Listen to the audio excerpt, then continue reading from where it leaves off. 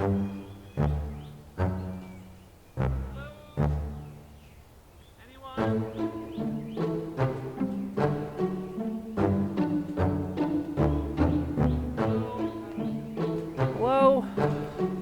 Anyone? I'll just go home and cry my... Oh, hey, someone else. Hey, I'm the protagonist. Pleased to meet your acquaintance. Anyway, maybe you can help me out. You see, I appear to be stuck in some kind of... It was a long time ago. Maybe you've forgotten, actually. But I hope these messages can be some way to make amends. I hope you can see what I mean soon. Well, in some kind of walking simulator. Here, I'll show you what I mean. Come on. So, what is a walking simulator anyway? Well, this question is a little hard to unpack, as the genre isn't super well defined. You see, the term's a bit wishy-washy, as you describe a whole plethora of games. But here's the definition we can use. You see, walking simulators tend to be very heavily story and narrative-based experiences. They often lack traditional game systems like health bars, and aren't very complex in terms of gameplay. But even then, it's hard to define as, like with any other genre, there's not really a good catch-all definition that we can use here. You know what, to better explain this, let's look at one of the very first walking simulators that really made the genre more widely known. So let's talk about Dear Esther. In the meantime, I'm just gonna try to figure out what's going on with this voiceover person. Maybe there's a note or something? I don't know. I'll remember this place fondly. There used to be a time when we walked through the open forest to forget where we came from. But I guess that was always the problem. As much as I wanted to run, it seemed like all the paths met in the same place eventually. ... Dear Esther was a narrative game released by the studio The Chinese Room. It was originally released as a source mod, until it got its own standalone release in 2012. And like I said, it was one of the first of these walking simulators to really reach a wider audience and gain a lot of appeal. For the time, it was quite novel. The game essentially had a player walking and exploring this big island. Around the island were a bunch of little visual clues and bits, like letters folded in paper boats, rusted car parts built into shrines, and even chemical compounds and phrases painted onto the sides of caves and cliffs. Visually, the island was quite beautiful. And while you explored it, certain voiceovers would play as a character recited old letters to an old lover of his. When someone had died or was dying, or was so ill they gave up what little hope they could sacrifice, they cut parallel lines into the cliff, exposing the white chalk beneath. You could see them from the mainland or the fishing boats, and know to send aid or impose a cordon of protection, and wait a generation until whatever pestilence stalked the cliff paths died along with its hosts. The writing was quite beautiful, if a little dense.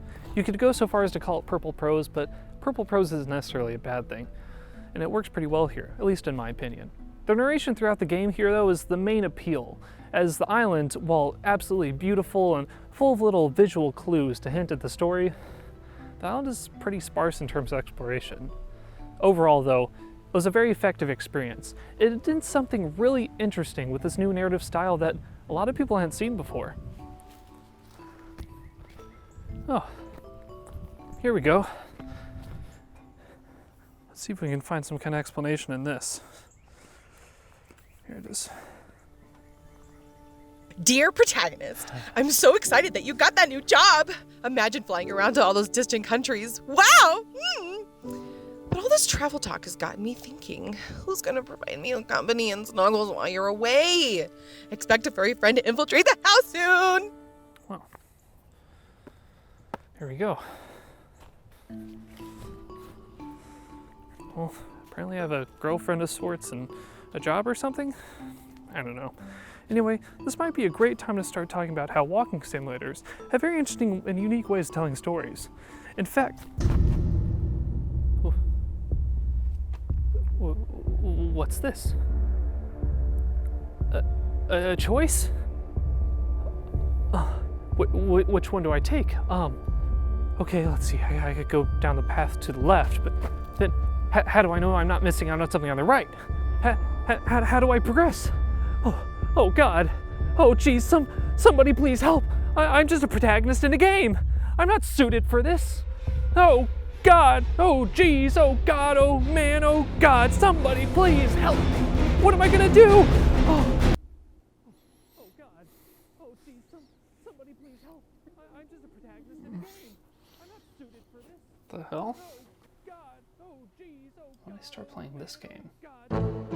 Why is this guy screaming? Who said that? Can you hear me? Yes. Who are you? Me? I'm just a player. Who are you? Me? I'm a protagonist, of course. Well, Mr. Protagonist, looks like you got a choice ahead of you on the trail there.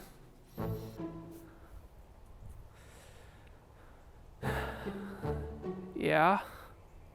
Do you need help with that? No, I can handle it myself, thank you very much. I was just thinking aloud was all. It sounded a lot like an existential crisis to me. I am perfectly fine with my place in the universe, I'll have you know. I just gotta make a choice, you know. It's easy enough. I'm capable. Okay. Make a choice then. I'm working on it. Okay. I just gotta... Oh, geez. No, I can't. What if I have to go this way? Doing a great job there, really making progress. You shush. You don't know how hard this is. You're right, I really don't. Looks like you need a solid dose of player agency. What? No, but how do you know this is the right way to go? I don't. Anyway, I guess this is a good opportunity to talk about some more meta-narratives, like the Stanley Parable and its analysis of how you make choices in a game and how games affect those choices. Don't you start another topic. Don't you do it. Anyway, the Stanley Parable was, much like Dear Esther, originally released as a Half-Life 2 mod in 2011, but got its own standalone release 2 years later in 2013. In it, you play as Stanley, some lone office worker just like chugging away during his normal routine. But one day, everyone in his office mysteriously disappears, and he has to figure out what's happened. He embarks on an adventure with a narrator, and he approaches a pair of doors going down 2 separate paths, much like this protagonist here. And you have to make a choice for him. How's that left path treating you?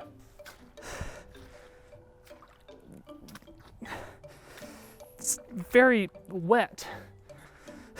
I gotta be honest, I'm not sure how I feel about you making all these choices and decisions. How are you even doing that anyway? I'm glad you asked. The Stanley Parable tells a meta-tale that's only really possible in a heavily narrative-based game and only really good in a walking simulator. You see, this is what walking simulators are really good at, of course. They're already breaking the mechanical and narrative conventions with their focus on story and building an atmosphere in a world that you're a part of. So why not go all the way and build a game where me, the player, can decide how the story progresses while a narrator criticizes you for how that story progresses, reminding you of just how much power you think you have. In this sense, the walking simulator nature of this game really strengthened the experience. As much as I hate to admit it, he's got a point. Shooter mechanics or a health bar or RPG elements would all distract from what this game is truly about, so stripping down the gameplay to very basic functionality was an ideal design choice. Plus, it also involved another aspect that you tend to see in a lot of walking simulators and narrative experiences in general. That is to say, it's impossible for you to fail or lose the game. With no death state, the focus is taken away from how to win the game and instead placed on how the story might change next. And how you could even change or affect that story.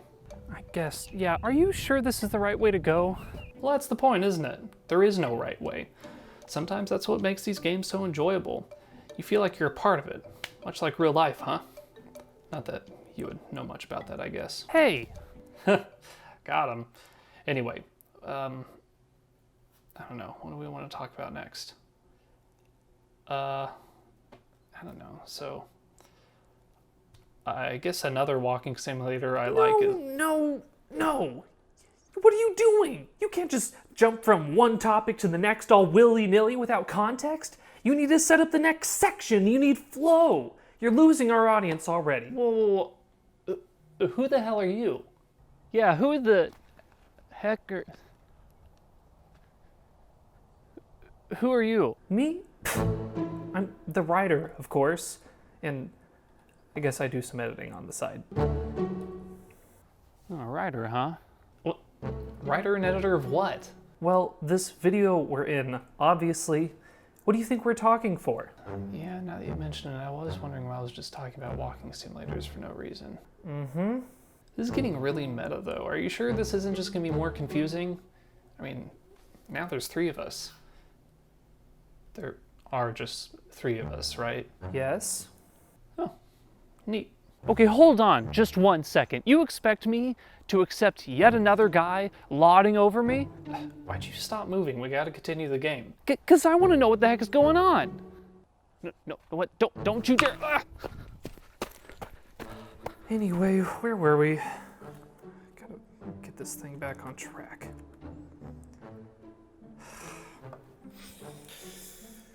Okay, let's see here. This is such a mess. Okay, I got a quick tidbit about the beginner's guide if you want to do that while we figure this out. Sure. Beginner's Guide was made by the same creator of the Stanley Parable and was released in 2015. If you thought the Stanley Parable was meta, just wait until you get a load of this one. My name is Davey Reedon. I wrote the Stanley Parable, and while that game tells a pretty absurd story, today I'm going to tell you about a series of events that happened between 2008 and 2011. We're going to look at the games made by a friend of mine named Coda. In this one, the creator of the game, Davey Reedon, literally narrates as himself. He tells you that he had a friend named Coda that made a bunch of games, and Reedon is going to show you all of the games that his friend made so you can try to discern the kind of person that Coda is based on the games he's made. It turns out to be kind of a fictional tale that is presented as real, but this presentation really brings to question the nature of how video games are made and also criticizes the act of criticizing games in the first place. You got nothing to add? I don't want to talk to either of you right now. Yikes. Well, anyway, you might notice that many of the games that Reedon has you playing are quite bare in terms of gameplay. I mean, other than some simple puzzles or interactive bits here and there, you're going to spend most of your time, you guessed it, listening to narration and walking from place to place. The staple of any good walking simulator. And the protagonist here will tell you why that is. And the protagonist here will tell you why that is. What was that for? Are you gonna help or what? And why should I? Huh? You 2 are just gonna push me around anyway. You tell me what to do while he tells you what to say. What to say? What are you on about? Just think about it for a minute. He's the writer and editor, isn't he? Ever thought he could be controlling your every word? Every thought, even? There's no way. I can speak for myself. You sure? Hey, Mr. Writer. What, did you finish that section already? I'm not sure I have everything sorted out here. Just what kind of game do you think you're playing at here? What? Are you controlling what I say? Huh? What I think, you punk? Don't think about it. Well, I am. And I don't appreciate you lauding over us and telling us what to do and what to say. Oh, please. Like I'd want to write you idiots anyway. Actually, you know what? Maybe I am. All you ever said and thought was a lie. How about that? How dare you? What the hell gives you the right? Hey, you're the one who's controlling me against my will, player. That's different. You're in a game. That's not even real. Excuse me? You're not real. Both of you are hypocrites. You suck. God, you ridiculous. Both so completely going irritating. Off my schedule. I had an outline here. Fight it out amongst yourselves. You were just like I be, thought. huh? This is just Why do you really have to come to my game anyway? Right, I would never write idiots. I was perfectly happy before you showed up. Making right, I would never write idiots like you. About walking to even.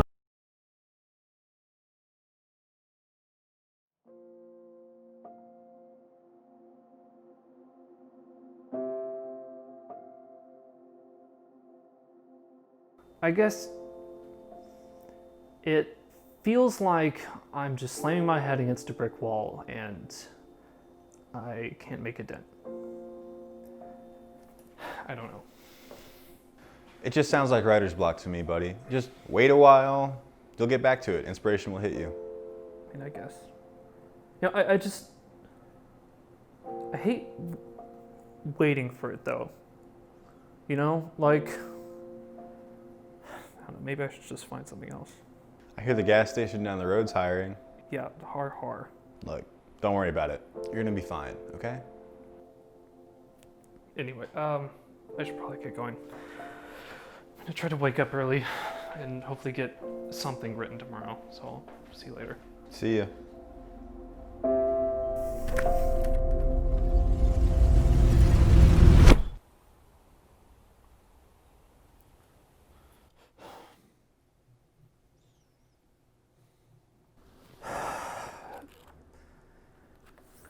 Okay. Come on, guys. We still have more to cover.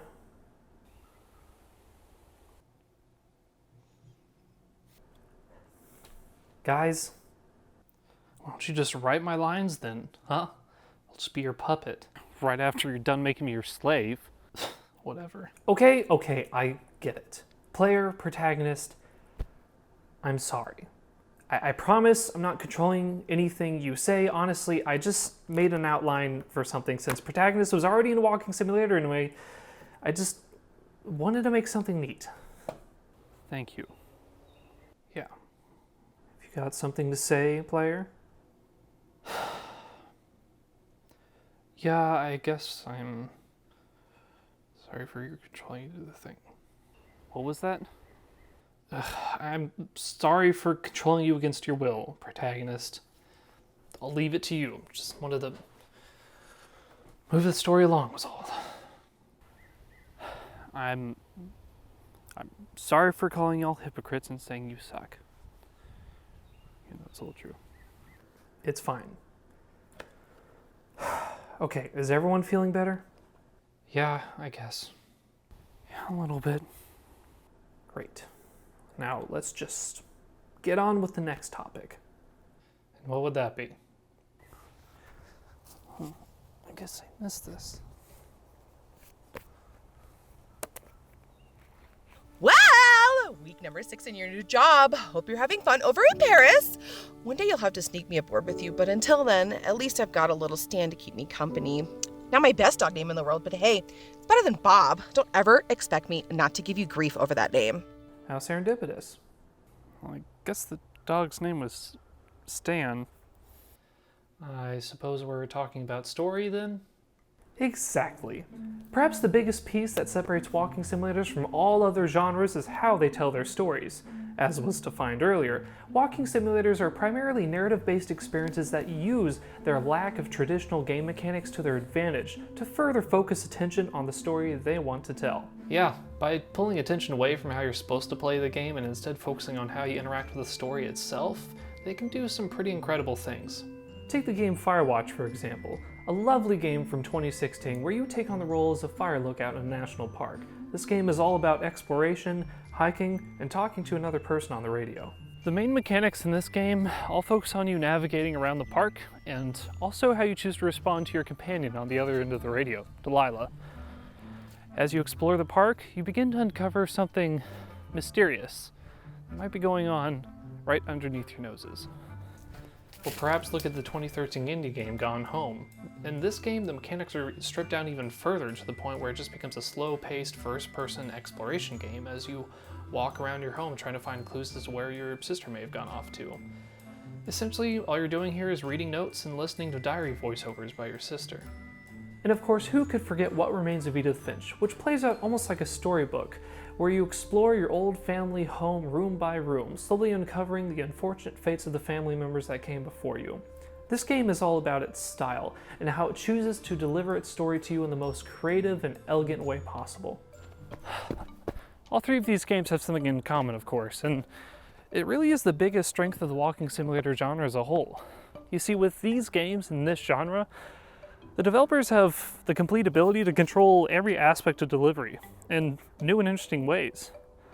You see, the sky's the limit here, and the stripped-down nature of walking simulators really acts as a beautiful blank canvas with which the developers can manipulate in any way they see fit. Obviously, this isn't to say that other genres or mixtures of genres can't or don't achieve the same kind of diversity in their presentation. There's a special quality about walking simulators in particular that allows for a great balance between exploration and storytelling. It may be worth making a couple honorable mentions, like The Vanishing of Ethan Carter, which not only looks absolutely beautiful, disregarding the character models, but also fits in a lovely helping of puzzles to aid in establishing your main character's place in the overall story as a supernatural detective. We might as well include a short hike here as well. While it could better be described as a 3D third-person platformer, the gameplay elements in it are relaxed and stripped back enough to start seating itself pretty comfortably with other explorative games like Firewatch.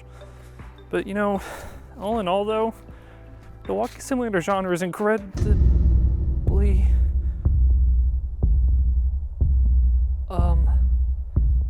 Whoa. You okay there? Oh boy. What is it? There's a split in the path. Oh boy.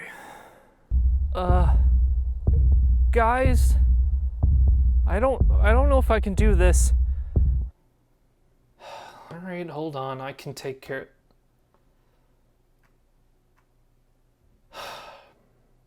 Okay, come on. You can do it. But how? All you gotta do is look forward and commit. If you stare at all the plums for long enough trying to decide which one you should eat, you'll just find them rotting off the branch and falling at your feet. That wasn't meant to rhyme. Okay, if you say so. Okay. I think I'll go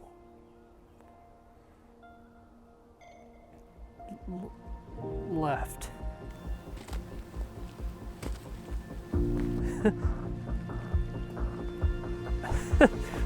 Guys, I'm doing... Yeah, there you go. Nice.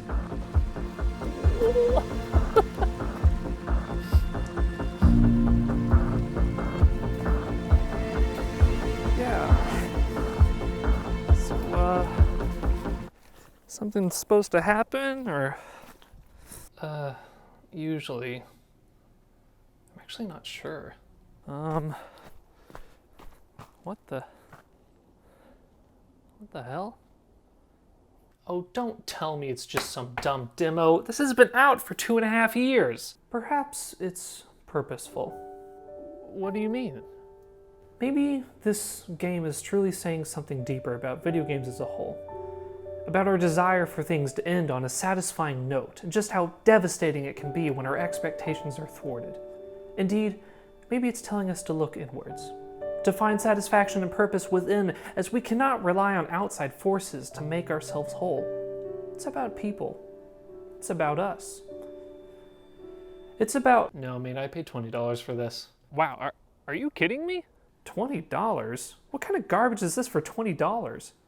Yep, this thing sucks. Complete nonsense.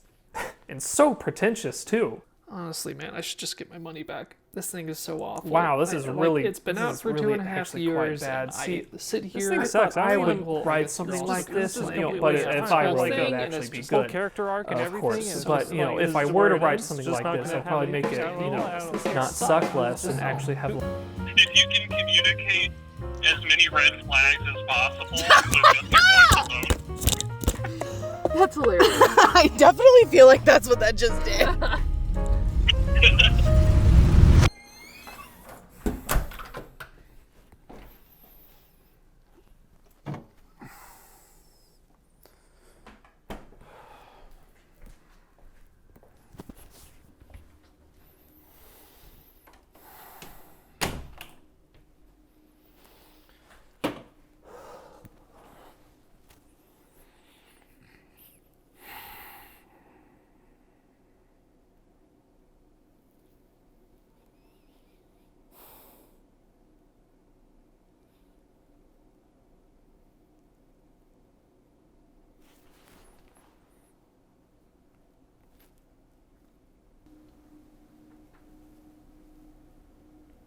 didn't open that.